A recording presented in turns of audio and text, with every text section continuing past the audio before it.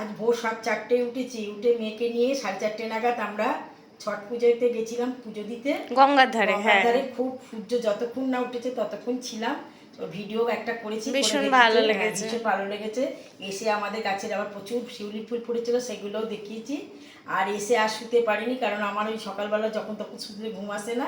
এসে কি কি রান্না করেছি তোমাদের দেখাই। তার আগে বলি, বিকেলবেলা আজকে আমি তো চুঁচুড়ায় থাকি, আমাদের বাড়ির কাছে, বেশি দূর নয়, চন্দননগরে আজকে জগদ্ধাত্রী ঠাকুর দেখতে যাব। সেখানকারে ছবি টবি তোমাদের দেখাবো, কি ধরনের ঠাকুর, কি ধরনের প্যান্ডেল হয়েছে তোমাদের দেখাবো। আর কি কি রান্না করেছি এখন দেখাই এসে। একদম ভাত, এই যে গরম ভাত। আচ্ছা, ভাজা মুগ ডাল দিয়ে লাউ দিয়ে একটা শুকনো শুকনো সকালবেলা একটু খাওয়া হয়েছে, একটু রয়েছে। আচ্ছা, এটা হচ্ছে লাউ শাক আলু পোস্ত বেটে মেখেছি, পোস্ত আর কাঁচা লঙ্কা বেটে মাখবো, রেডি করে রেখেছি। আচ্ছা, চৌঠালা মাছ শিম দিয়ে ঝোল করেছি অল্প। আচ্ছা, কাতলা মাছের পেটি কাতলাগুলোকে কালিয়া করেছি একদম মাখা মাখা করে।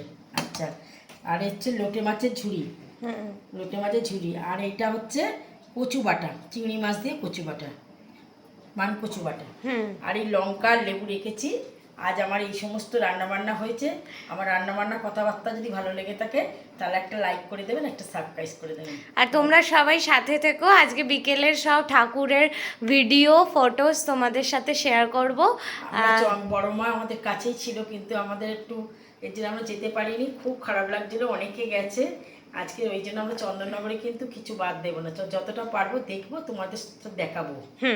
ঠিক আছে, চলো, টাটা। টাটা।